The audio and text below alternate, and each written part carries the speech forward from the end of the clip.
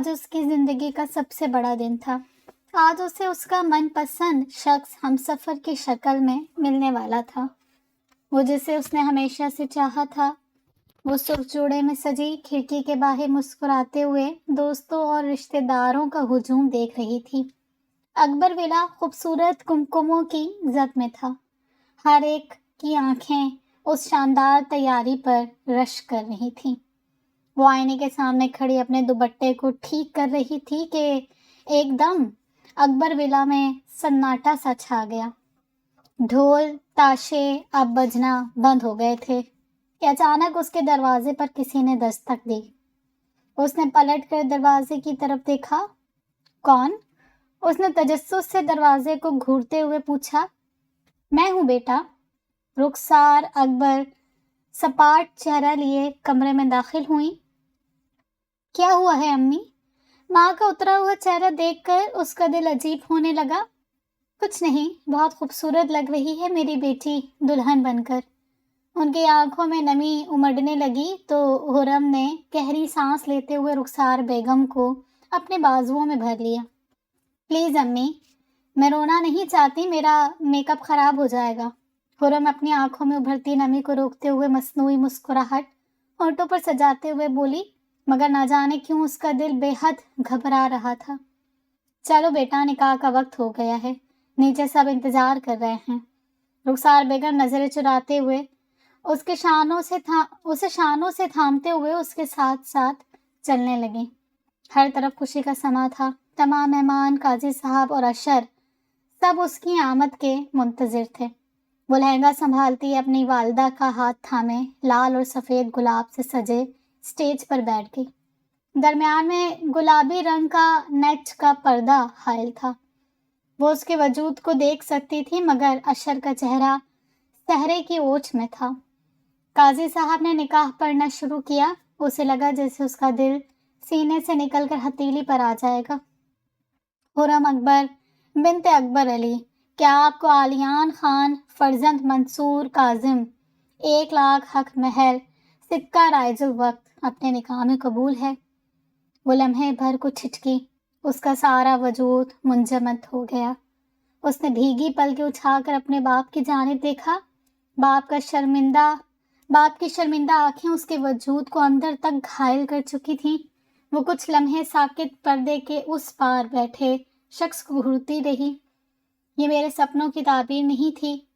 سامنے بیٹھا شخص تو میری دعاؤں میں دور دور تک شامل نہیں تھا، پھر کیوں؟ رخسار بیگم نے آگے بڑھ کر خرم کے کندھے کو آہستگی سے دبایا۔ خرم کی خاموشی محفل میں بیٹھے ہر شخص کو شک میں مبتلا کر رہی تھی۔ اس نے ششدر نگاہیں ماں کے وجود پر ڈالی۔ اب اسے ماں کے اترے ہوئے چہرے کی وجہ بخوبی سمجھ آ رہی تھی۔ خرم، قاضی صاحب کچھ پوچھ رہے ہیں، جواب دو۔ وہ ملتجائیہ نظروں سے خرم کے ہاتھ کو آہستگی سے دباتے ہوئے بولی۔ خرم اکبر بنت اکبر علی، کیا آپ کو عالیان خان فرزند منصور کاظم 1,00,000 حق مہر سکہ لارج الوقت اپنے نکاح میں قبول ہے؟ قاضی صاحب ایک بار پھر مخاطب ہوئے تھے۔ ہونٹ تھر تھرائے، دل کانپ اٹھا۔ جی قبول ہے۔ آنسو تھے جو تھم نہیں رہے تھے۔ ایک پل میں اس کا سارا وجود ڈھیر ہو گیا اور وہ اپنی ماں کے باہوں میں جھول گئی۔ اس کی آنکھ کھلی تو وہ ایک نرم گداز جہازی بیڈ پر نیم دراز تھی۔ اس کے سر میں درد کی ٹیسیں اٹھ رہی تھیں۔ وہ کچھ پل چھت لیٹے پنکھے کو گھورتی رہی، پھر اٹھ کر بیٹھ گئی۔ شناسائی کے باوجود بھی اسے یہاں کی ہر شے اجنبی محسوس ہو رہی تھی کہ اچانک واش روم سے عالیان ٹاول سے چہرہ صاف کرتے ہوئے نمودار ہوا۔ اس شخص کو دیکھ کر خرم کے تن بدن میں آگ سی لگ گئی۔ آپ کی طبیعت ٹھیک نہیں تھی، اس لیے میں نے جگانا مناسب نہیں سمجھا، اور ویسے بھی کافی رات ہو گئی تھی تو وہ کچھ پل کے لیے رکا۔ وہ اس کی نظروں کا ارتکاز سمجھتے ہوئے خاموشی سے بیڈ کی پائنتی پر آ کر بیٹھ گئی۔ میں سمجھ سکتا ہوں کہ اس وقت آپ کے دل میں اس شادی کو لے کر بہت سے سوال اٹھ رہے ہیں، مگر میں مجبور ہو گیا تھا۔ اپنے اور آپ کے خاندان کی عزت کو بچانے کے لیے یہ قدم اٹھانا لازمی تھا۔ ابھی الفاظ اس کے منہ میں ہی تھے کہ خرم درشتگی سے اس کی بات کو درمیان میں کاٹتے ہوئے بولی، میں اس شادی کو ہرگز قبول نہیں کروں گی۔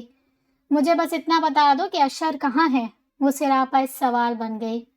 خرم، وہ یہ شادی نہیں کرنا چاہتا تھا، اس لیے وہ آج صبح اسلام آباد چلا گیا۔ نہیں، تم جھوٹ بول رہے ہو، وہ ایسا نہیں کر سکتا میرے ساتھ، وہ کیسے بھاگ سکتا ہے؟ نہیں، ایسا ممکن نہیں۔ آنسو تھے کہ تھمنے کا نام نہیں لے رہے تھے۔ عالیہ نے آگے بڑھ کر حرم کی دل جوئی کرنے کی کوشش کی، مگر حرم نے درشتگی سے اس کے ہاتھ کو جھڑک دیا۔ حرم کی انگوٹھی پر لگے نگ نے عالیہ کے ہاتھ کی پشت کو ہلکا سا زخمی کر دیا۔ مجھ پر تمہارا کوئی حق نہیں، سمجھ آئی؟ تم مجھے ہاتھ لگانے یا مجھ پر حق جتانے کی کوشش مت کرنا۔ وہ برہمی سے اس کی جانب انگشت شہادت اٹھاتے ہوئے بولی اور اٹھ کر واش روم میں چلی گئی۔ عالیان کچھ دیر بیٹھا اپنے ہاتھ کی پشت پر لگے معمولی سے زخم کو گھورتا رہا۔ اپنے بڑے بھائی کی غلطی کا خمیازہ اب اسے بھگتنا تھا۔ اگلی صبح اس کی آنکھ ملازمہ کے دستک دینے پر کھلی تھی۔ وہ پچھلی رات وقفے وقفے سے روتی رہی تھی۔ جب وہ واش روم سے نکلی تھی تو دیکھا عالیان کاؤچ پر سو رہا تھا۔ جتنی اذیت میں حرم تھی، عالیان بھی اتنی ہی تکلیف میں تھا۔ ان کی قسمت نے ان دونوں کو ان حالات میں پہنچا دیا تھا۔ چھوٹی بیگم صاحبہ، بڑی بیگم صاحبہ اور عالیان صاحب آپ کا ناشتے کی ٹیبل پر انتظار کر رہے ہیں۔ آپ کو جلدی سے تیار ہو کر نیچے آنے کا حکم دیا ہے۔ ملازمہ چائے کی ٹرے سائڈ ٹیبل پر رکھتے ہوئے بولی۔ وہ بنا کچھ کہے واش روم میں گھس گئی اور تقریباً آدھے گھنٹے بعد وہ نیچے ناشتے کی ٹیبل پر حاضر تھی۔ اسے دیکھتے ہی عالیان کی والدہ سریا بیگم اپنی کرسی سے اٹھ گئیں اور حرم کے ماتھے پر بوسہ دیتے ہوئے اس کو عالیان کے برابر والی کرسی پر بیٹھنے کا اشارہ کیا۔ وہ کچھ لمحے کو رک کر خالی کرسی کو گھورنے لگی۔ کیا ہوا بھابھی؟ بیٹھ بھی جائیں، کن خیالوں میں گم ہو گئیں؟ عالیان کی چھوٹی بہن کرن کھلکھلا کر بولی۔ جواباً وہ محض مسکراتے ہوئے کرسی کھینچ کر بیٹھ گئی۔ اداسی اس کے چہرے پر صاف عیاں تھی۔ امی، میں آفس کے لیے نکلتا ہوں، پہلے ہی لیٹ ہو گیا ہوں۔ عالیان اپنے جوس کا گلاس ختم کرتے ہوئے بولا۔ ہرگز نہیں، ابھی کل ہی دلہن گھر آئی ہے اور تم آفس جانے کی باتیں کر رہے ہو۔ کوئی ضرورت نہیں ہے آفس جانے کی، بہو کو کہیں باہر لے جاؤ، اس کا بھی دل بہل جائے گا۔ یہی تو ساتھ گزارنے کا وقت ہے۔ سریا بیگم عالیان کو تلقین کرتے ہوئے بولی تو جواباً عالیان محض سر ہلاتے ہوئے رہ گیا۔ کنا، میری چائے اور دوائیاں میرے کمرے میں لے آؤ۔ وہ پاس کھڑی ملازمہ کو حکم دیتے ہوئے اپنی جگہ سے اٹھ گئیں اور جاتے جاتے ایک بار پھر عالیان کو یاد دہانی کرتے ہوئے بولی، یاد ہے نا میں نے جو کہا ہے؟ جی امی، عالیان نے مؤدبانہ انداز میں سر اس بات میں ہلا دیا۔ بھابھی، آپ تو کچھ کھا ہی نہیں رہی، یہ لیں کچھ فروٹس کھا لیں، اور تکلف کی تو بالکل بھی ضرورت نہیں۔ کرم نے حرم کی پلیٹ میں خالی چمچ ہلاتے ہوئے دیکھا تو جھٹ سے بولی۔ ابھی وہ حرم کی پلیٹ میں فروٹس ڈال ہی رہی تھی کہ اس کی نظر بھائی کے ہاتھ پر پڑی۔ عالیان بھائی، کیا آپ کا ہاتھ کیسے چھل گیا؟ حرم اور عالیان نے بروقت ایک دوسرے کو دیکھا۔ کچھ نہیں، ایک جنگلی بلی نے پنجہ مار دیا تھا۔ حرم نے برہمی سے اپنی پلیٹ کو گھورا اور بمشکل لقمہ حلق سے اتار پائی۔ آگے سے کرن بھائی کا اشارہ سمجھتے ہوئے دبے ہونٹ ہنسنے لگی۔ بھائی، ابھی تو شروعات ہے، آگے آگے دیکھیں آپ کے ساتھ کیا کیا ہوتا ہے۔ یہ کہتے ہی کرن نے زوردار کہکہا لگایا۔ عالیان بھی کرن کی بات پر محفوظ ہوتے ہوئے مسکرا دیا۔ بے شک یہ رشتہ مجبوری میں جڑا تھا، مگر اس رشتے کو خوش اسلوبی سے نبھانا تو تھا۔ عالیہ نے کبھی بھی نہیں سوچا تھا کہ اس کے بڑے بھائی کی منگیتر اس کی بیوی کی حیثیت سے اس گھر میں آئے گی۔ ایک ہی سائے تلے پرورش پانے کے باوجود دونوں کی طبیعت میں زمین آسمان کا فرق تھا۔ اشر زمانے سے 2 قدم آگے چلنے والوں میں سے تھا، بے باغ اور منچلا۔ حرم سے نسبت طے ہونے کے باوجود بھی اس کی دوستیاں دوسری لڑکیوں سے تھیں۔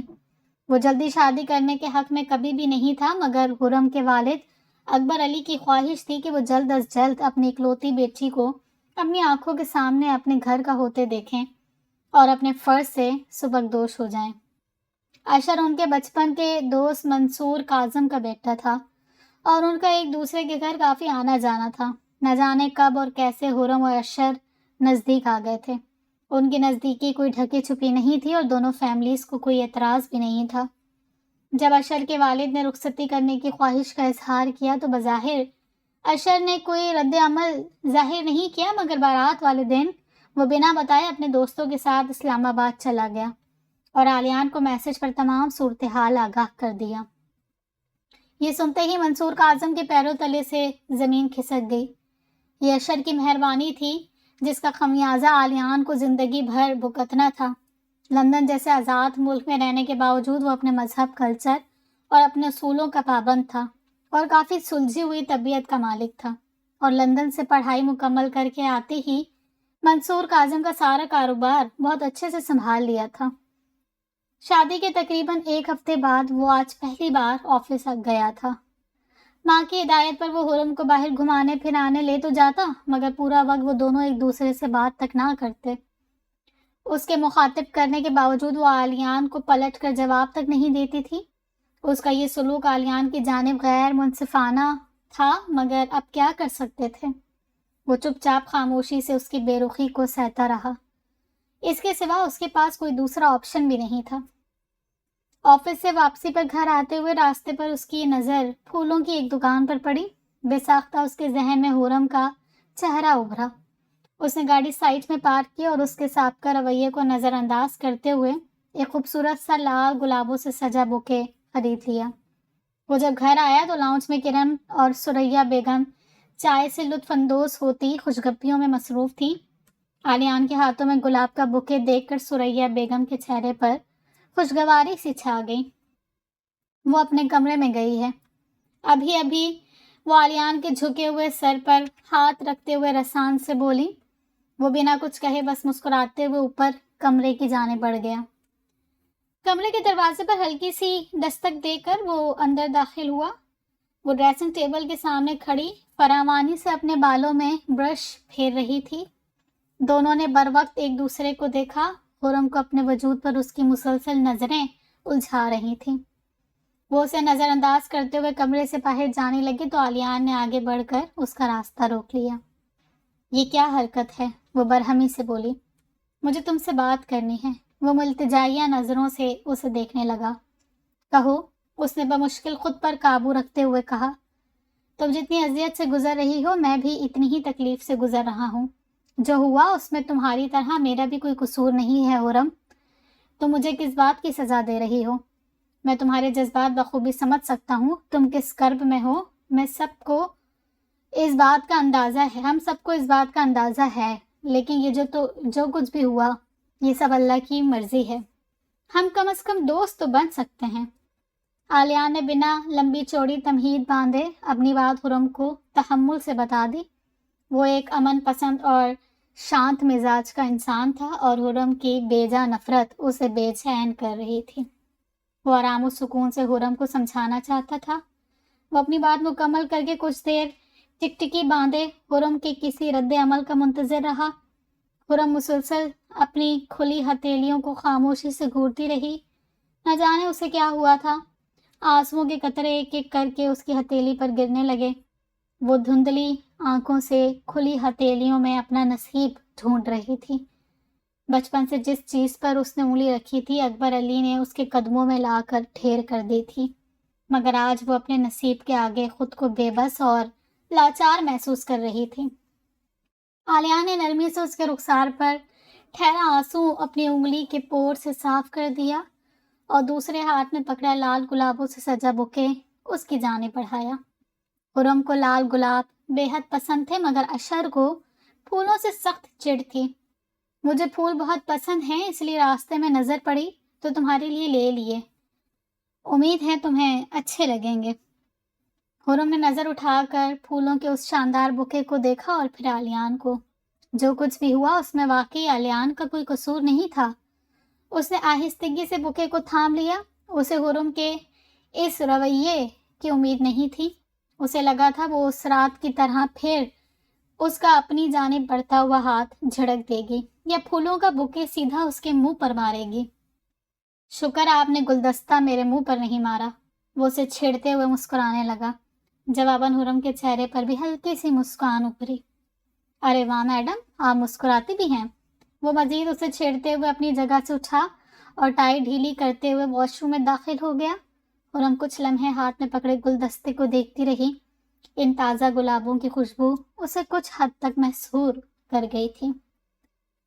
عالیہ نے تعلیم کی وجہ سے اپنا بیشتر وقت ملک سے باہر ہی کاٹا تھا، جس وجہ سے ان کا سامنا بھی بے حد کم ہوا تھا، بمشکل کسی تقریب میں یا کسی فیملی گیٹ ٹوگیدر میں، جس وجہ سے خرم اور عالیان کو کبھی ایک دوسرے سے زیادہ بات چیت کرنے کا یا پھر جاننے کا موقع نہیں ملا۔ مگر اب ایک طویل عمر تھی ایک دوسرے کو جاننے کے لیے۔ اب وہ اکثر ایک دوسرے سے بات کیا کرتے تھے۔ عالیان کے گھر والوں کا رویہ اس کے ساتھ کافی خوشگوار تھا۔ وہ آہستہ آہستہ ان کے ساتھ ایڈجسٹ ہونے لگی اور اپنے ماضی کو بھلانے کی کوشش کرنے لگی تھی۔ شام کے وقت منصور کاظم، ثریا بیگم، کرن اور عالیان باہر لان میں بیٹھے خوش گپیوں اور خوش میوہ جات سے لطف اندوز ہوتے کرن کی شادی کے حوالے سے منصوبہ بندی کر رہے تھے، جو آنے والے موسم سرما کو طے پائی تھی۔ خرم چائے کی ٹرے کے ساتھ لان میں داخل ہوئی اور ٹیبل پر چائے کے لوازمات کو سجانے لگی۔ بیٹا، تمہیں یہ سارے کام کرنے کی بالکل ضرورت نہیں، ملازم کس مرض کی دوا ہیں؟ ثریا بیگم نے اسے چائے کی ٹرے لاتے ہوئے دیکھا تو شفقت سے مصنوعی ناراضگی ظاہر کرتے ہوئے بولی، کوئی بات نہیں امی، مجھے آپ سب کے کام کرنا اچھا لگتا ہے۔ خرم کی اس بات پر عالیان کے چہرے پر بشاشت چھا گئی۔ اس نے والہانہ انداز میں خرم کی جانب دیکھا۔ خرم اس کی نظروں کا ارتکاز سمجھتے ہوئے اپنا رخ دوسری جانب موڑ گئی، مگر چہرے پر ہلکی مسکراہٹ نمودار ہوئی تھی۔ اچھا عالیان، مسٹر کامران اور ان کی مسز کی جانب سے ڈنر کا انویٹیشن آیا ہے۔ ہمارے نئے پروجیکٹ میں ان کی بڑی انویسٹمنٹ ہے۔ میں اور تمہاری والدہ کل کرن کے سسرال چکر لگانے کا سوچ رہے ہیں۔ کرن کے ساس سسر نے بلوایا ہے، تو ایسا کرو تم اور خرم ہماری طرف سے چلے جاؤ۔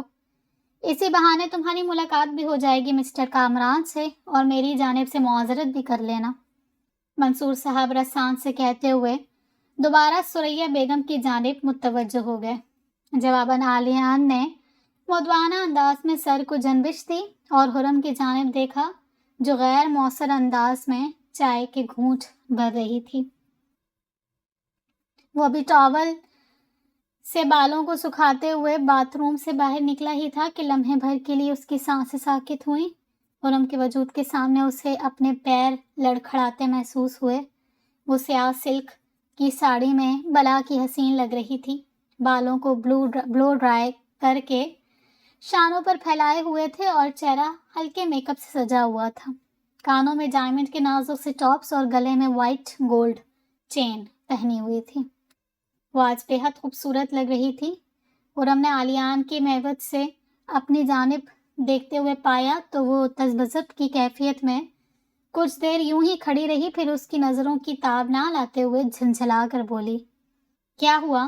ایسے بت بنے کیوں کھڑے ہو؟ خرم کی آواز سماعتوں میں پڑتے ہی وہ ٹھٹک گیا۔ ہاں نہیں، کچھ نہیں۔ چہرے پر ایک ہی پل میں بہت سے تاثرات کا تبادلہ ہوا۔ خرم نے اس کی یہ حرکت جان بوجھ کر نظر انداز کر دی، جیسے کچھ ہوا ہی نہ ہو۔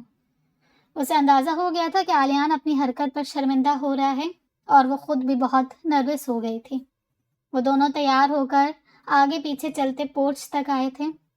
عالیان نے دور سے ہی ریموٹ کی سے گاڑی ان لاک کی اور آگے بڑھ کر خرم کے لیے فرنٹ سیٹ کا دروازہ کھولا، جو کہ کوئی نئی بات نہیں تھی۔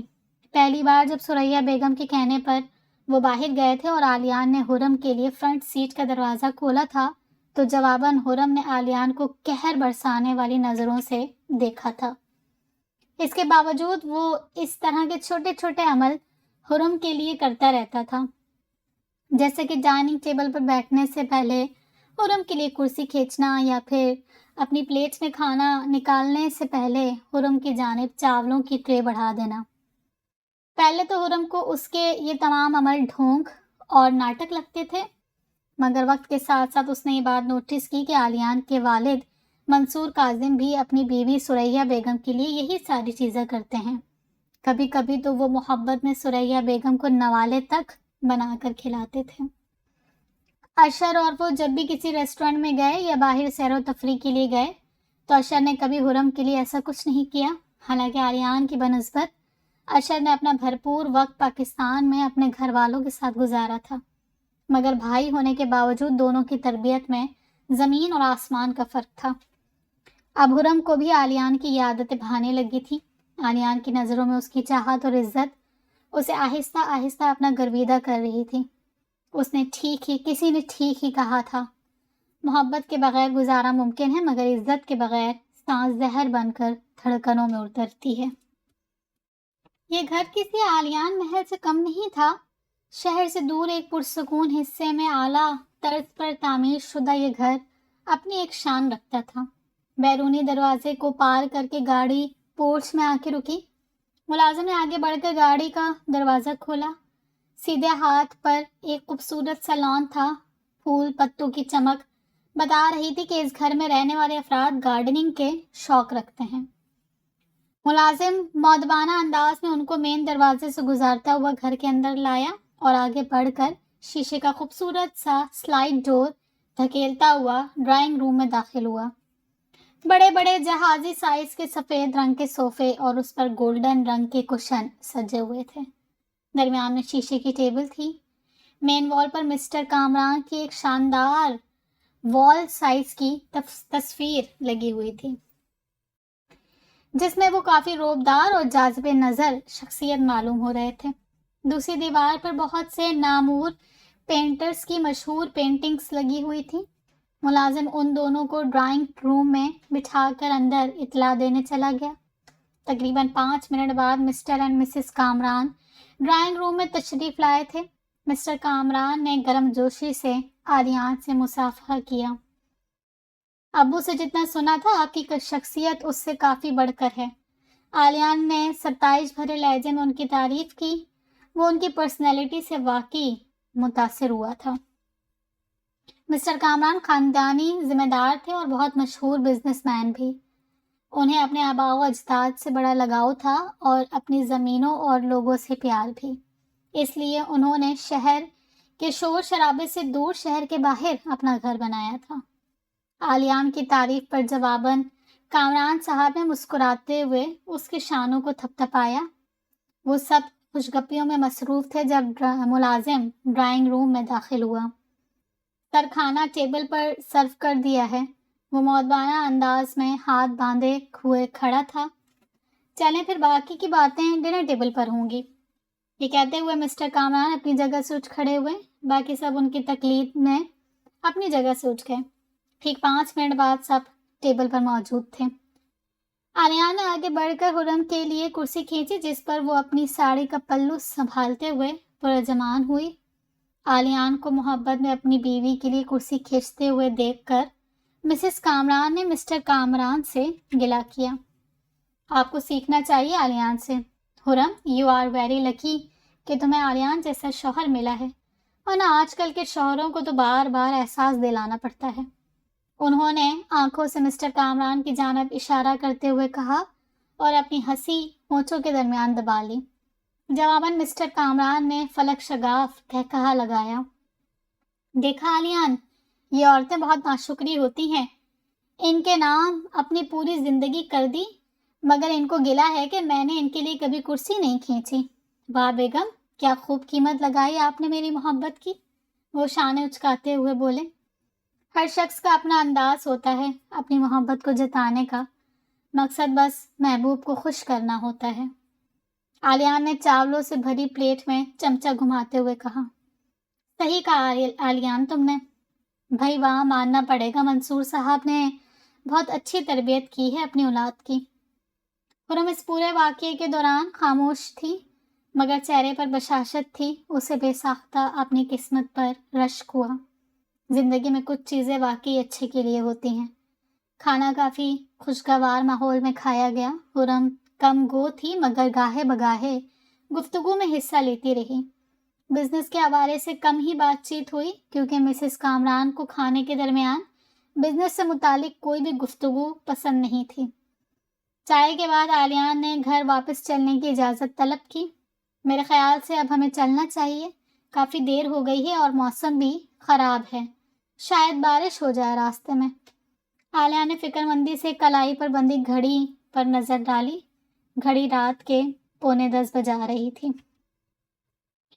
वो दोनों अलविदाई कलमात अदा करके फौरन घर को रवाना हो गए थे। अभी थोड़ा ही सफ़र तय हुआ था कि जिस बात का उसे खदशा था वही हुआ। रात के इस पहर बारिश ने अपना धावा बोल दिया। अभी बारिश शुरू ही थी कि आलियान की गाड़ी कुछ फासले पर जाके हचकोले खाते हुए रुकी और बंद हो गई।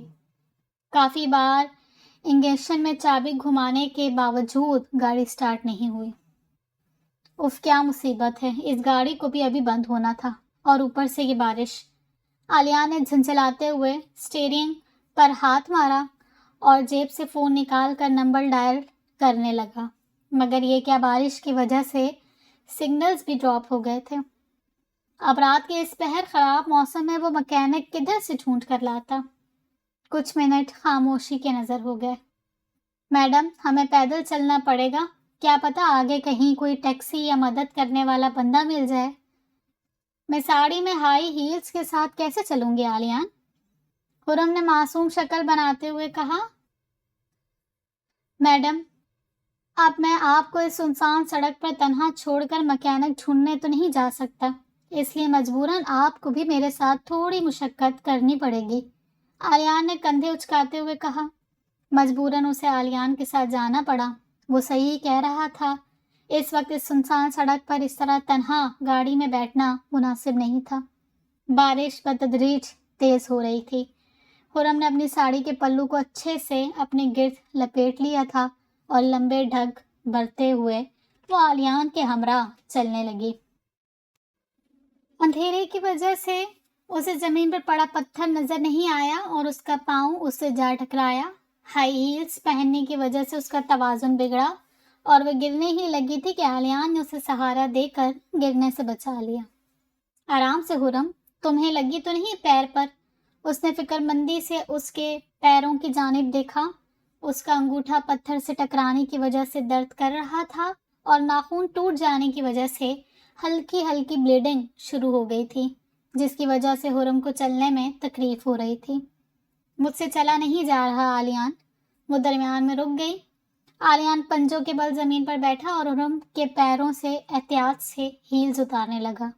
खुरम लम्हा भर के लिए उसके इस अमल पर कंफ्यूज हुई। उसे समझ नहीं आया वो आलियान को कैसे मना करे। इससे पहले वो कुछ कहती, आलियान ने उसकी हील्स उतारी और खुरम को अपनी गोद में उठा लिया। वो इस चीज़ के लिए अभी तैयार नहीं थी। वो लम्हे भर के लिए झेंप गई। उसे आलियान से इस अमल की तवक्को नहीं थी। अभी उसने कुछ देर का फासला तय ही किया था कि उसे एक कॉटेज नजर आया। दूर दूर तक महज अंधेरा था, सिर्फ कॉटेज के दरवाजे के साथ एक बल्ब जला हुआ था। वो दोनों मुकम्मल भीग चुके थे। आलियान ने दरवाज़ा खटखटाया तो अंदर से एक अधीर उम्र आदमी ने दरवाज़ा खोला। उसे यकीनन यहाँ की देखभाल के लिए रखा हुआ था। अपनी बात गोश गुजार करने के बाद उसे पता चला कि एक कॉटेज भी मिस्टर कामरान का है। ये सुनते ही उसकी जान में जान आ गई।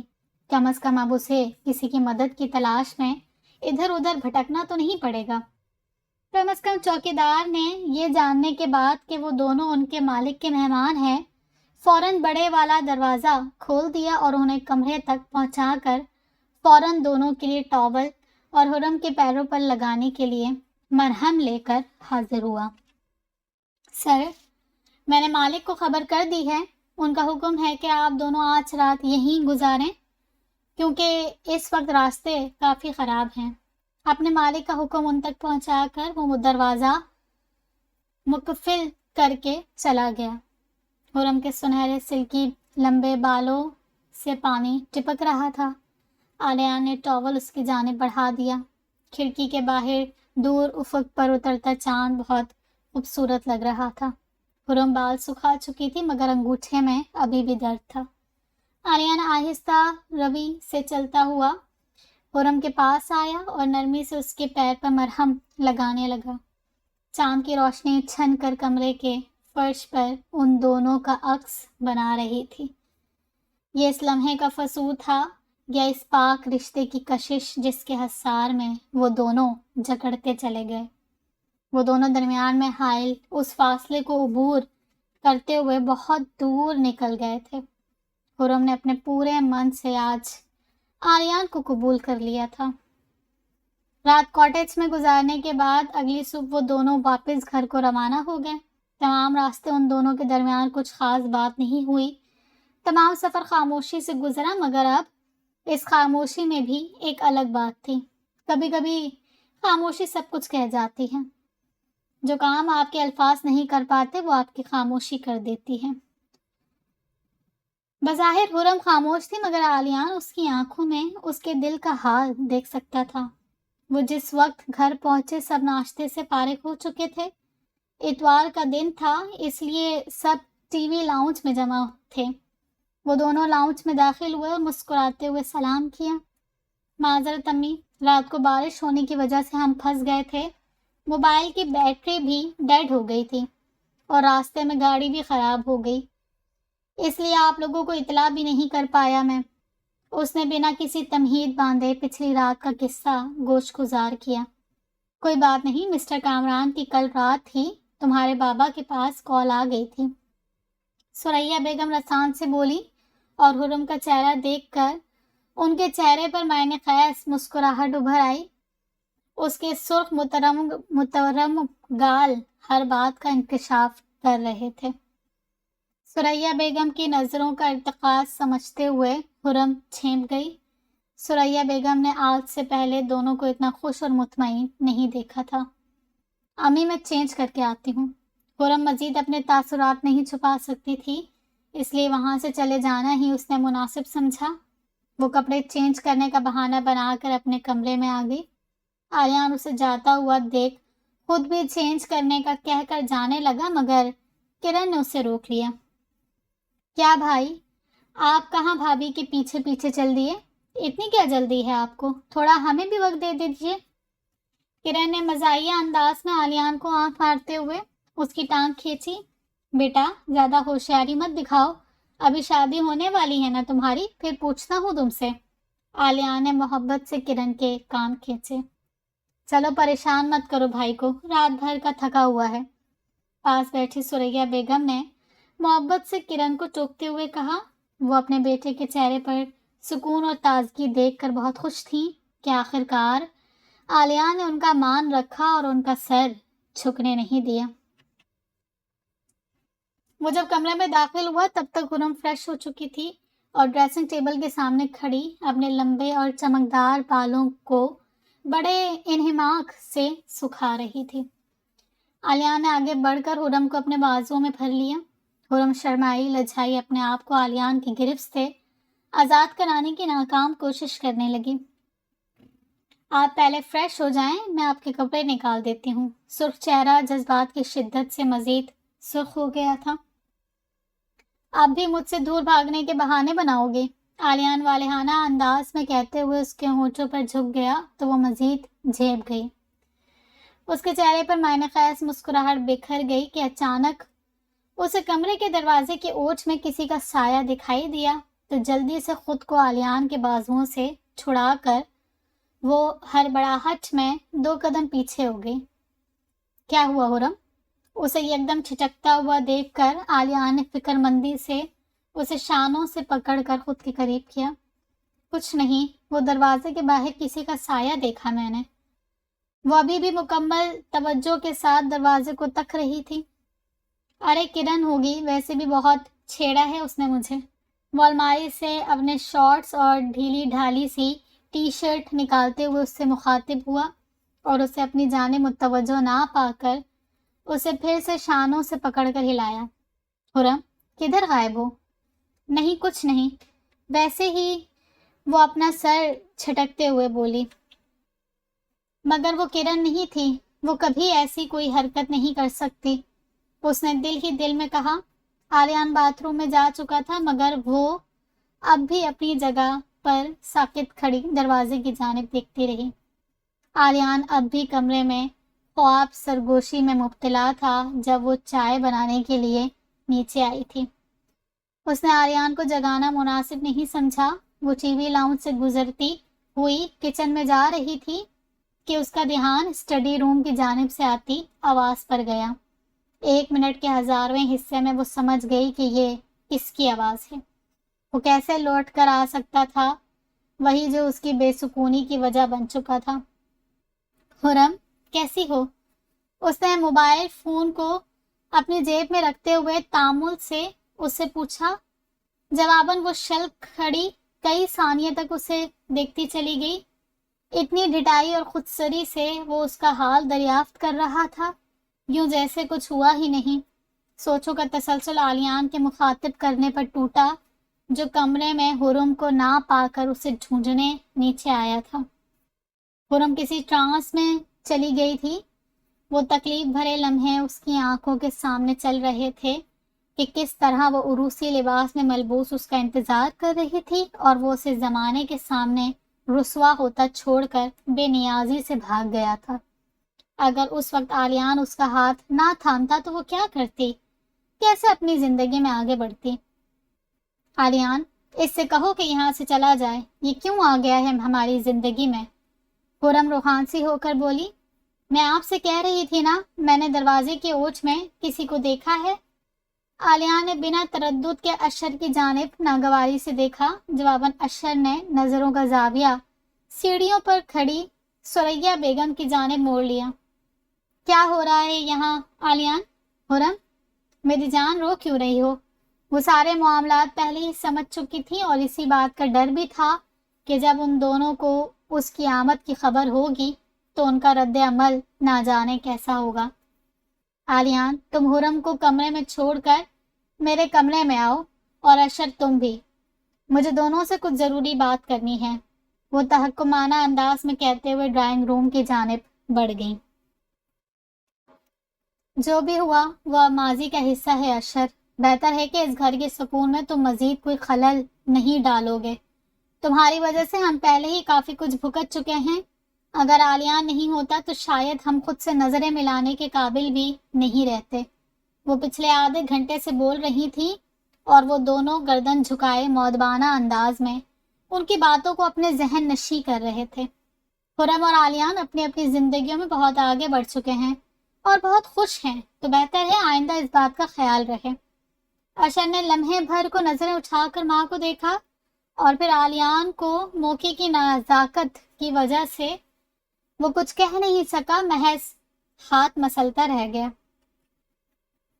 عالیان جب کمرے میں واپس آیا تو وہ کھڑکی کے پاس گمسم سے کھڑی باہر خالی سڑک کو گھور رہی تھی۔ عالیان نے اسے پشت سے اپنی باہوں میں بھرتے ہوئے اس کے کاندھے پر اپنی تھوڑی ٹکا دی۔ میں جب تک تمہارے ساتھ ہوں تمہیں کسی کے بارے میں فکر مند ہونے کی ضرورت نہیں ہے حرم۔ وہ جیسے بن سنے ہی سب کچھ سمجھ گیا تھا۔ حرم نے مڑ کر اسے گلے سے لگا لیا۔ آنسو کے چند قطرے عالیان کی شرٹ میں جذب ہو گئے۔ پلیز عالیان، مجھے کبھی تنہا مت چھوڑنا ورنہ میں مر جاؤں گی۔ میں کبھی ایسا نہیں ہونے دوں گا، عالیان اپنی گرفت مزید مضبوط کرتے ہوئے بولا۔ اگلے کچھ دن گھر میں سکوت طاری رہا تھا۔ اس دن کے بعد سے حرم نے مکمل خاموشی ساتھ لی تھی، مگر اس سے ان دونوں کے رشتے پر خاصا فرق نہیں پڑا تھا۔ دوسری جانب اشر اب مکمل طور پر نہ صرف نارمل ہو گیا تھا بلکہ بلا وجہ حرم سے بات نہیں کرتا تھا، اور عالیان کے ساتھ بھی اس کا رویہ ہنور پہلے جیسا تھا، مانو سب کچھ ٹھیک ہو چکا تھا۔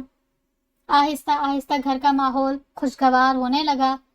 منصور کاظم اور سریا بیگم بھی پرسکون ہو گئے تھے کہ اب اشر ان کو مزید کسی آزمائش سے دوچار نہیں کرے گا، بلکہ وہ اشر کے اس بدلے ہوئے رویے پر کافی حیران ہوئے تھے۔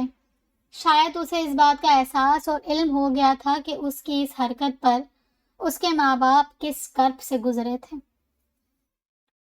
عالیان اور منصور کاظم کی آج بہت ضروری میٹنگ تھی، اس لیے عالیان نے صبح حرم کو اپنے دیر سے آنے کے بارے میں پہلے ہی آگاہ کر دیا تھا۔ دوپہر کا وقت تھا اور سریا بیگم سر میں درد ہونے کی وجہ سے ناشتے کے بعد اپنے کمرے سے باہر نہیں نکلی تھی اور کرن اپنی سہیلی کی طرف گئی ہوئی تھی۔ پرسوں کرن کے سسرال والے کھانے پر آنے والے تھے، اس لیے گھر میں کی بیشتر ذمہ داریاں سریا بیگم نے حرم کو سونپ دی تھیں۔ ویسے بھی اس عمر میں وہ کب تک گھر کی ذمہ داریوں کو سنبھالتی، اس لیے گھر کو حرم کے سپرد کر کے وہ اپنی ذمہ داریوں سے بری ہو گئی تھی۔ خرم کسی کام سے ڈرائنگ روم میں آئی تھی جب وہ اشر کو وہاں دیکھ کر ٹھٹکی تھی۔ سینٹر ٹیبل پر چائے کے لوازمات دیکھ کر وہ واپس پلٹنے لگی تھی کہ اشر نے اسے مخاطب کیا۔ خرم، مجھے اس طرح اگنور کر کے مزید شرمندہ مت کرو، اب ہم ایک فیملی ہیں۔ وہ ملتجائیہ نظروں سے اسے دیکھتے ہوئے بولا۔ نہیں، ایسی کوئی بات نہیں، اس نے بادل خواستہ اپنے جذبات پر قابو پاتے ہوئے کہا۔ چلو اچھا ہے، تم نے میرے لیے اپنا دل تو صاف کر لیا۔ وہ پاس رکھے سنگل صوفے پر پرجمان ہوا۔ ویسے میرا ایک دوست آنے والا تھا اس لیے یہ کام کیا تھا، مگر اسے کچھ کام آ گیا اس لیے نہیں آ سکا۔ وہ کپ میں چینک سے چائے اونیلتے ہوئے بولا۔ جواباً وہ خاموش رہی۔ اب اکیلے چائے پینے کا کیا مزہ، کم از کم مجھے چائے پر تو کمپنی دے سکتی ہو نا۔ وہ دوسرے کپ میں چائے ڈال چکا تھا۔ نہیں، مجھے کام ہے، وہ تذبذب سے کہنے لگی۔ پلیز خرم، بس ایک کپ، میں سمجھوں گا کہ تم نے مجھے دل سے معاف کر دیا۔ وہ چائے کا کپ اس کی جانب بڑھاتے ہوئے التجائی لہجے میں بولا۔ اس کے چہرے پر ایک معنی خیز مسکراہٹ تھی۔ اس نے خاموشی سے چائے کا کپ پکڑ لیا اور بڑے بڑے گھونٹ بھرنے لگی۔ وہ بس جلدی سے چائے ختم کر کے یہاں سے جانا چاہتی تھی۔ اشر اس سے کسی نہ کسی موضوع پر بات کرتا رہا تھا اور وہ جواباً زیادہ تر ہوں ہاں میں ہی جواب دیتی رہی تھی۔ وہ چائے کا کپ سینٹر ٹیبل پر رکھ کر اٹھنے لگی تھی کہ یک دم اس کا دماغ گھومنے لگا۔ وہ ہوش اڑنے لگے اور یک دم وہ صوفے پر ڈھیر ہو گئی۔ اشر صوفے پر بیٹھا اطمینان سے اسے خواب سرگوشی میں اترتا دیکھتا رہا۔ اس کے چہرے پر ایک مکروہ مسکراہٹ تھی۔ وہ میٹنگ سے تھوڑا جلدی گھر آیا تھا۔ آفس سے واپسی پر راستے سے اس نے گلاب کے پھولوں کا گلدستہ بھی خرید لیا تھا۔ آج اس کی شادی کو 6 مہینے مکمل ہو گئے تھے۔ وہ جب گھر آیا تو گھر میں مکمل سناٹا تھا۔ وہ زینہ چڑھ کر کوریڈور میں داخل ہوا۔ وہ اپنے کمرے کی جانب بڑھ رہا تھا کہ چلتے چلتے اس کے قدم ٹھٹکے۔ اشر کے کمرے کے سامنے سے گزرتے ہوئے اس کی نظر جم سی گئی۔ اس کے کمرے کا دروازہ بالکل کھلا ہوا تھا اور اس کمرے کے اندر کے منظر نے اس کے اوپر بجلیاں گرا دی تھیں۔ وہ اپنے کمرے کی جانب بڑھتے بڑھتے لمحے بھر کو وہیں رک گیا۔ خرم اشر کے بستر پر دراز تھی اور اس کا دوپٹہ بستر کی پائنتی پر لاپرواہی سے پڑا ہوا تھا کہ واش روم سے اشر ٹاول سے اپنے بالوں کو سکھاتا ہوا باہر نکلا اور سامنے آلیان کو دروازے پر کھڑا دیکھ اپنی جگہ کھڑا رہ گیا۔ آلیان کا سانس لمحے بھر کو ساکن ہوا۔ وہ پھٹی پھٹی نظروں سے کبھی بستر پر لاپرواہی سے لیٹی خرم کو تو کبھی اپنے سامنے کھڑے اس شخص کو دیکھ رہا تھا جس نے اس کی عزت کا جنازہ نکالنے میں کوئی کسر نہیں چھوڑی تھی۔ اس سے پہلے کہ اشر کوئی صفائی پیش کرتا، آلیان کا زوردار مکہ اشر کے منہ پر پڑا۔ ہونٹوں کے کنارے تھر تھرائے اور چند خون کے قطرے اس کی شرٹ میں جذب ہوئے۔ اسی دوران شور سے خرم کے ہوش بحال ہوئے۔ کچھ لمحے میں وہ اپنے ارد گرد کے ماحول کو سمجھنے سے قاصر رہی، پھر یکدم اپنے آپ کو کسی انجان کمرے میں پا کر بستر سے اٹھ کھڑی ہوئی۔ آلیان، آپ کب آئے؟ مجھے نہیں معلوم میں یہاں کیسے آئی، کون لایا مجھے؟ وہ آلیان کی جانب بڑھنے لگی تھی کہ آلیان نے اسے انگشت شہادت اٹھاتے ہوئے اپنے نزدیک آنے سے روکا۔ گھر میں جیسے کہرام مچ چکا تھا۔ شور سن کر سریا بیگم اور باقی گھر والے بھی اشر کے کمرے میں آ گئے اور وہاں کا منظر دیکھ کر دنگ رہ گئے۔ آخر یہ کس قسم کا ہنگامہ کھڑا کر دیا ہے تم دونوں نے؟ سریا بیگم آلیان اور اشر کو اس طرح الجھتا ہوا دیکھتے ہوئے چڑچڑاہٹ اور فکر مندی کے ملے جلے تاثرات لیے بولی۔ امی، مجھ سے نہیں، اپنے لاڈلے بیٹے اور اپنی بہو سے پوچھیں کیا کرتے رہے ہیں یہ دونوں میری غیر موجودگی میں۔ آلیان اپنے شل ہوتے وجود کو سنبھالتے ہوئے بولا۔ نہیں آلیان، آپ جیسا سمجھ رہے ہیں ایسا کچھ نہیں ہے۔ خرم کے اعصاب جواب دینے لگے تھے۔ اسے آلیان کے اس لب و لہجے کی عادت نہیں تھی۔ اس کی آنکھوں کے سامنے اندھیرا چھا گیا۔ اسے نڈھال ہوتا دیکھ آلیان نے اسے بازوؤں سے پکڑ کر سہارا دیا۔ آلیان نے اسے بستر پر لیٹا کر اپنے فیملی ڈاکٹر کو بلایا۔ اتنی دیر میں منصور کاظم بھی آفس سے آ چکے تھے۔ سریا بیگم نے انہیں حالات سے پہلے ہی فون کال پر آگاہ کر دیا تھا۔ مبارک ہو آلیان صاحب، آپ کی وائف امید سے ہیں۔ یہ خوشی کی خبر آلیان کے سر پر کسی خودکش حملے کی طرح نازل ہوئی تھی۔ اگر یہ خبر کسی اور صورتحال میں پتہ چلتی تو اس کا رد عمل کچھ اور ہی ہوتا، مگر یہ خبر سن کر فی الحال اس کے اوسان خطا ہو گئے تھے۔ آلیان کی پراسرار خاموشی خرم کو اندر تک جلا رہی تھی۔ آلیان، آپ خاموش کیوں ہیں؟ پلیز میری بات کا اعتبار کریں۔ آپ نے جو دیکھا وہ حقیقت نہیں ہے۔ پلیز آلیان، آپ جانتے ہیں میں ایسی نہیں ہوں۔ میری طرف دیکھیں، میری بات کا جواب دیں۔ وہ آلیان کے بے تاثر چہرے کو اپنی ہتھیلی کے پیالے میں لیتے ہوئے بے بسی سے بولتی گئی۔ پلیز اشر، تم کیوں کچھ نہیں کہتے؟ وہ گڑگڑاتے ہوئے اس کے سامنے کھڑی ہوئی۔ بس خرم، تمہیں مزید کسی کے آگے گڑگڑانے یا بھیک مانگنے کی ضرورت نہیں، اشر اس صورتحال میں پہلی بار بولا۔ ہاں پلیز آلیان کو سمجھاؤ۔ اس کی آنکھوں میں امید کی کرن جاگی۔ خرم، سچ یہی ہے جو آلیان نے دیکھا، اور تم پلیز اب بس کرو، کب تک ڈرتی رہو گی؟ یکدم خرم نے پلٹ کر اشر کو دیکھا۔ وہ بے یقینی سے اشر کو سمجھنے کی کوشش کرنے لگی۔ کیا کہہ رہے ہو یہ تم؟ اس کی آواز حلق میں ہی اٹک گئی۔ وہی جو سچ ہے، رشتے مجبوری میں نہیں نبھائے جاتے۔ میری وجہ سے تم اس بے معنی رشتے کو نبھا رہی ہو نا؟ آج میں تم سے وعدہ کرتا ہوں کہ میں تمہارا ساتھ کبھی نہیں چھوڑوں گا، جس طرح پہلے چھوڑا تھا، مگر اب جب تم میرے بچے کی ماں بننے والی ہو تو میں تمہیں رسوا نہیں ہونے دوں گا۔ اشر نے خرم کو شانوں سے تھامتے ہوئے کہا۔ خرم نے غصے سے اس کا ہاتھ جھٹکا۔ اپنی آواز بند کرو، اپنی بکواس بند کرو اشر، ورنہ زبان کھینچ لوں گی تمہاری۔ خرم نے اسے انتباہ نما نگاہوں سے دیکھا۔ آلیان، آپ کو تو مجھ پر یقین ہے نا؟ خرم نے اسے بازوؤں سے پکڑتے ہوئے ایک بار پھر پر امید نظروں سے دیکھا۔ جواباً آلیان نے خاموشی سے خرم کے ہاتھوں کو بنا کچھ کہے پرے کر دیا اور اسے بازوؤں سے پکڑتے ہوئے تقریباً گھسیٹتے ہوئے گھر کے دروازے تک لایا اور ایک جھٹکے سے خرم کو گھر کی دہلیز سے باہر کر دیا۔ منصور کاظم، ثریا بیگم اور باقی گھر والے اس وقت سامعین بنے ہوئے تھے۔ میں آریان منصور اپنے پورے ہوش و حواس میں تمہیں طلاق دیتا ہوں۔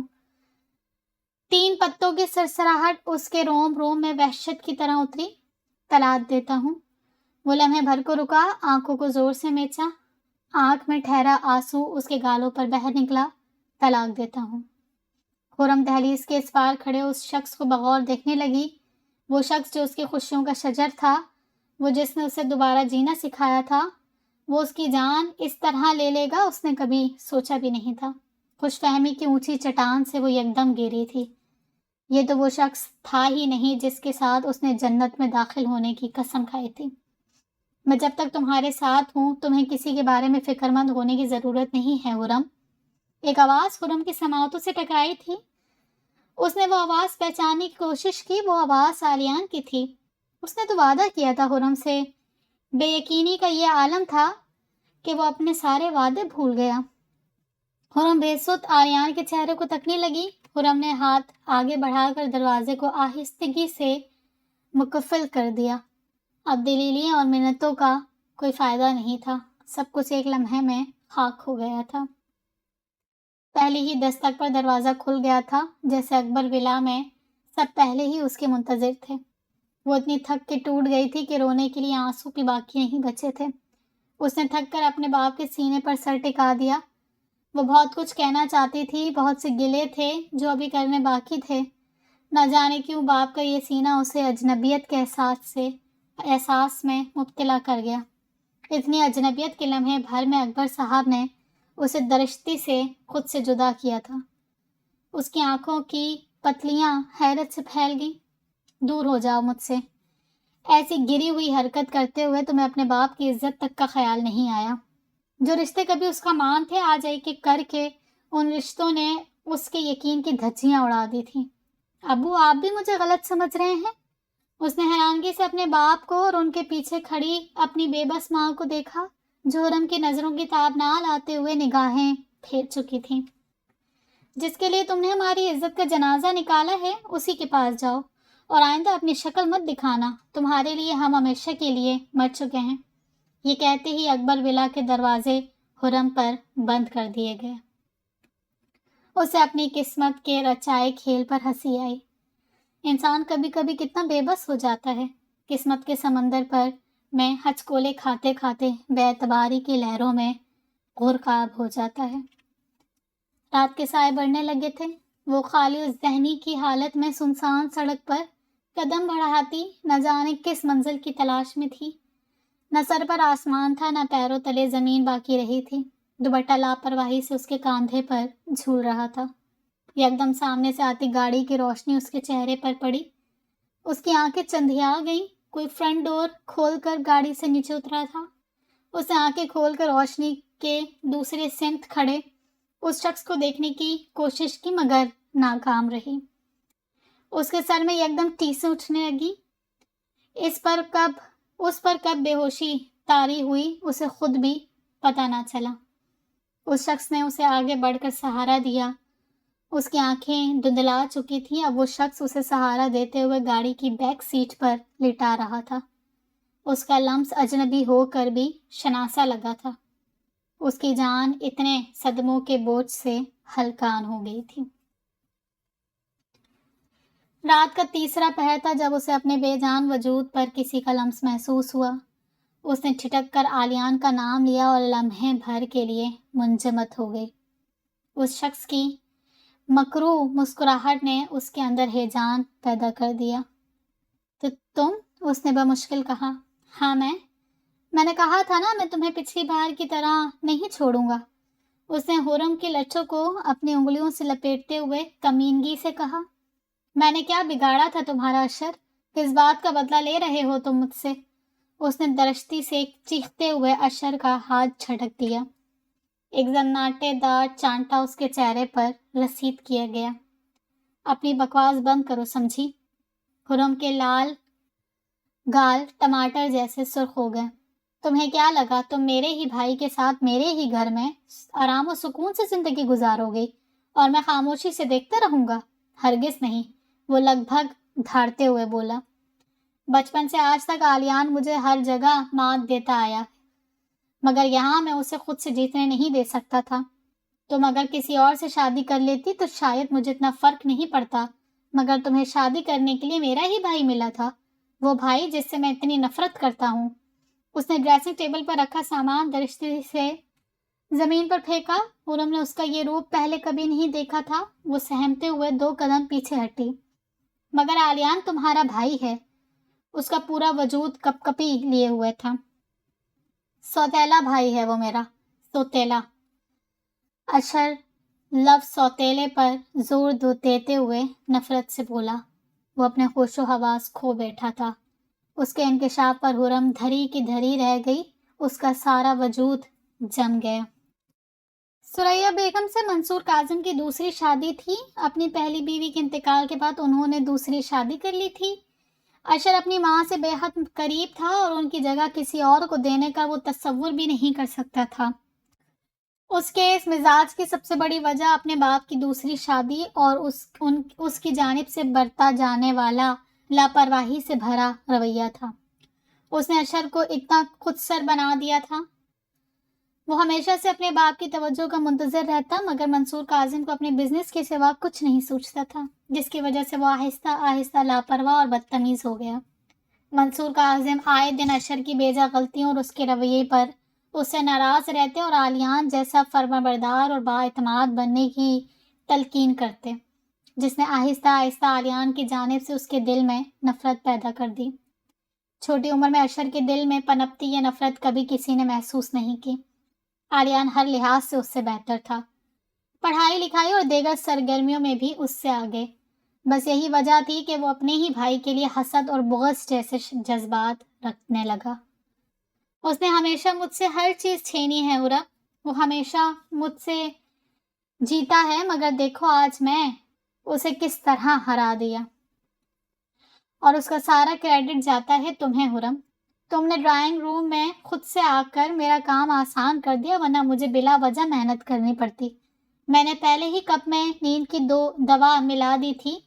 میں تمہارے پاس کسی بہانے آنے ہی والا تھا کہ قسمت تمہیں مجھ تک خود ہی لے آئی۔ شاید تقدیر بھی یہی چاہتی تھی حرم۔ ہاں ہاں ہاں۔ اس کی یہ ہنسی حرم کے اندر وحشت پیدا کر گئی تھی۔ نہیں اشر، تم غلط ہو، تم آج بھی اس سے ہار گئے۔ اشر نے چونک کر اس کی طرف دیکھا۔ میرے دل میں اب آلیان کی محبت تمہارا یہ سچ سننے کے بعد اور بھی بڑھ گئی ہے۔ اشر چونکا۔ میں ہمیشہ سوچتی تھی کہ بھائی ہونے کے باوجود بھی تم دونوں میں اتنا فرق کیسے ہے؟ مجھے آج سمجھ آیا کہ ایسا کیوں ہے، وہ تفاخر سے بولی۔ اس لیے کیونکہ اس کی رگوں میں ایک اچھی عورت کا خون ہے، اس کی تربیت بہترین ہاتھوں میں ہوئی ہے۔ خرم کے چہرے پر طنزیہ مسکراہٹ ابھری، اشر کی بھویں تن گئی۔ تم آج بھی ہار گئے اشر، اور وہ جیت گیا، وہ آج بھی تم سے جیت گیا۔ خرم کی آواز کمرے میں ہیجان پیدا کر رہی تھی۔ اس نے چنگھاڑتے ہوئے خرم کو بالوں سے پکڑ کر زمین پر پٹکا تھا۔ وہ نڈھال زمین پر پڑی دوبارہ اٹھنے کی کوشش کر ہی رہی تھی کہ اشر نے اسے ایک شدید ٹھوکر ماری۔ اس کی چیخ حلق میں ہی رہ گئی تھی۔ وہ اسی طرح زمین پر شل پڑی تھی کہ اشر نے پوری شدت سے دوبارہ اس کے جسم کے اس حصے پر ٹھوکر ماری جہاں ابھی ایک نئی زندگی نے چند ہی سانسیں لی تھی۔ خرم کو اپنے تن سے کوئی اعضا جدا ہوتا محسوس ہوا، جیسے یکدم جسم کا کوئی حصہ کٹ کر زمین پر ڈھیر ہوا ہو۔ اگلے ہی پل وہ خون سے شرابور ہو گئی۔ میری بیٹی ہوگی تو اس کا نام جنت رکھوں گا، میرے لیے وہ میری جنت ہوگی۔ ایک آواز خلا سے آ کر خرم کے شل سماعتوں سے ٹکرائی تھی۔ اچھا، اور اگر بیٹا ہوا تو؟ ایک اور کہا اس کی بھیگی آنکھوں کے سامنے گونجا۔ بیٹا ہوا تو اس کا نام مصطفیٰ ہوگا۔ ایک آخری آواز جو اس کی سماعتوں سے ٹکرائی تھی کسی خلا سے آتی محسوس ہوئی۔ خرم کو اپنی آنکھوں میں خوابوں کے ٹوٹنے کی چبھن محسوس ہوئی، وہ دھند کی مانند اس کے ذہن پر چھا گئی۔ خرم پر بے ہوشی طاری ہو چکی تھی۔ وہ 2 ٹکے کا لڑکا مجھے نہیں ہرا سکتا، میں ایسا نہیں ہونے دوں گا، وہ اب عجیب انداز میں بڑبڑا رہا تھا۔ وہ خرم کو ادھمری حالت میں چھوڑ کر گیسٹ ہاؤس لاک کر کے چلا گیا۔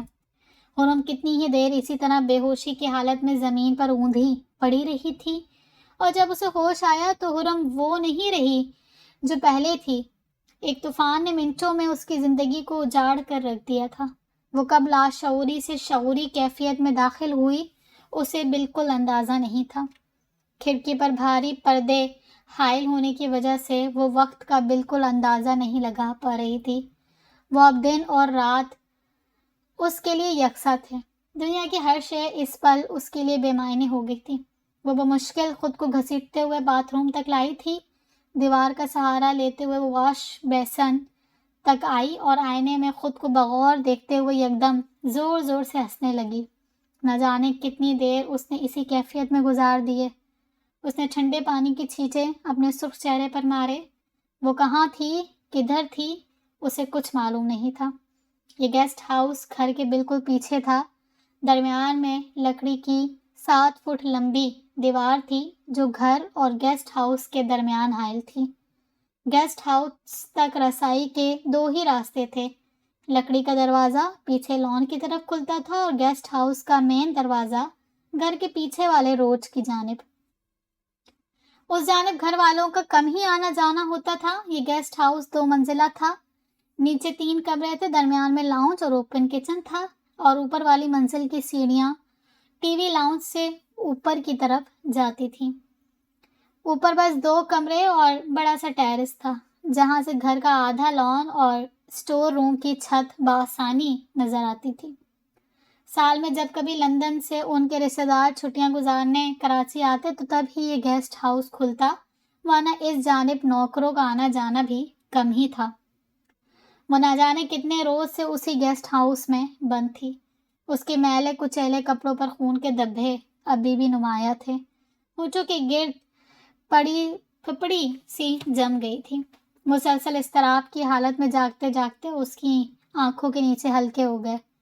وہ وجود جو عالیان کی محبت پا کر جل ترنگ ہو گیا تھا، آج ہر احساس، ہر جذبے سے خالی تھا۔ ذہن میں بس ایک شخص تھا، وہ شخص جس نے اس کی ہستی کھیلتی زندگی میں آگ لگا دی تھی، اس کے خوابوں کو پائے تکمیل تک پہنچنے سے پہلے ہی توڑ دیا تھا، اس کے جینے کی آخری امید بھی چھین لی تھی۔ اس کی آنکھوں میں محض خون باقی تھا، اپنے رشتوں کا خون، اپنے احساسات کا خون، اپنی محبت کا خون، اور اس نے آنکھیں زور سے میچ لیں۔ اس کی آنکھوں کی پتلیوں پر وہ دردناک لمحات پھر سے ابھرنے لگے۔ اس نے جھٹکے سے آنکھیں کھولیں، گردن تیچھی کر کے اس نے سائڈ ٹیبل پر رکھے کھانے کی ٹرے کو گھورا۔ تکلیف کی شدت سے وہ محض چند لقمے حلق سے اتار پائی تھی۔ اسے خود کو زندہ رکھنا تھا۔ وہ بے مقصد اور خالی ہاتھ اس طرح مرنا نہیں چاہتی تھی، اس لیے اس نے بنا مزاحمت کے اشر کے ہاتھوں سے ٹرے لے لی۔ جواباً اشر کے ہونٹوں پر فاتحانہ مسکراہٹ نمودار ہوئی۔ خرم کو سرنڈر کرتا ہوا دیکھ اس کی انا کو تسکین ملی۔ چرچراہٹ سے گیسٹ ہاؤس کا دروازہ ان لاک ہوا اور قدموں کی چھاپ اسے کمرے تک آتی سنائی دی۔ وہ بستر پر آنکھیں موندے بنا کوئی حرکت کیے خاموشی سے لیٹ گئی۔ اس نے اپنی چادر سے خود کو ڈھانپ رکھا تھا۔ اشر آہستہ روی سے چلتا ہوا اس کے پاس آیا اور جھک کر اس کا جائزہ لینے لگا۔ خرم نے برق رفتاری سے چادر کے اندر رکھا ہاتھ، جس میں اس نے چھری کو مضبوطی سے پکڑا ہوا تھا، نکالا اور اشر کی پشت پر گھونپ دیا۔ یہ وار اتنا غیر متوقع تھا کہ اشر لڑکھڑا کر وہیں زمین پر گر گیا۔ اس کے حلق سے ایک زبردست چیخ خارج ہوئی۔ خرم نے اسے مزاحمت کا موقع نہ دیتے ہوئے سائٹ لیمپ اٹھا کر سر پر دے مارا۔ دیکھتے ہی دیکھتے اشر کی سفید شرٹ سرخ رنگ میں تبدیل ہونے لگی۔ ہوا سرد ہونے کے باوجود بھی سرد نہیں لگ رہی تھی۔ وہ پینٹ کی جیبوں میں دونوں ہاتھ ڈالے باہر لان میں چہل قدمی کرتے ہوئے پیچھے کی جانب نکل آیا۔ اتنے دنوں میں اس نے اپنی خود کی آواز تک نہیں سنی تھی۔ ایک پچھتاوا تھا، ایک ملال تھا جو اسے اندر ہی اندر کھائے جا رہا تھا۔ بہت سے سوالوں کے جوابات ابھی تک پوشیدہ تھے۔ قتل کرنے والے کی بھی آخری بار صفائی مانگی جاتی ہے، اور میں نے کیا کیا؟ وہ خود سے مستفسر تھا۔ اس نے خود ہی طیش میں آ کر اپنی تمام کشتیوں کو آگ لگا دی تھی۔ وہ ایسا کبھی بھی نہیں تھا۔ اسے اپنی حماقت پر بے حد افسوس ہوا۔ وہ بے خیالی میں ہرے سبزے پر چلتے چلتے اس لکڑی کی دیوار تک آ رکا۔ اتنے دن وہ خاموش رہا، گویا کسی سے کچھ کہنے یا سننے کی اب کوئی گنجائش باقی نہیں تھی۔ اشر کا یہ لاپرواہی سے بھرا رویہ اسے بہت کچھ سمجھا گیا۔ وہ دم بخود اس لکڑی کی دیوار کی جانب رخ کیے کافی دیر کھڑا رہا۔ اس کا دل آج حد سے زیادہ بے چین تھا۔ ہوا اب اس کے بالوں کو اڑا رہی تھی۔ اس نے نظر اٹھا کر اپنے ارد گرد دیکھا، دور دور تک محض سناٹا تھا۔ ہواؤں کا شور بتدریج بڑھ رہا تھا۔ تیز ہواؤں کے زور سے اونچے درختوں کی شاخیں ہچکولے کھا رہی تھیں۔ وہ واپس لان کی جانب مڑنے لگا تھا کہ اسے گیسٹ ہاؤس کی کھڑکی پر کسی شخص کا سایہ دکھائی دیا۔ وہ کرڑ کھا کر دوبارہ پلٹا اور لکڑی کا دروازہ دھکیلتا ہوا اس حصے میں داخل ہو گیا۔ گیسٹ ہاؤس کا دروازہ کھلا ہوا تھا۔ اس کے ماتھے پر بل پڑے۔ اس وقت یہاں کون ہو سکتا ہے؟ وہ شانے اچکاتا ہوا اندر داخل ہوا۔ وہ بالکل بھی عہد سے رد عمل کی توقع نہیں کر رہا تھا۔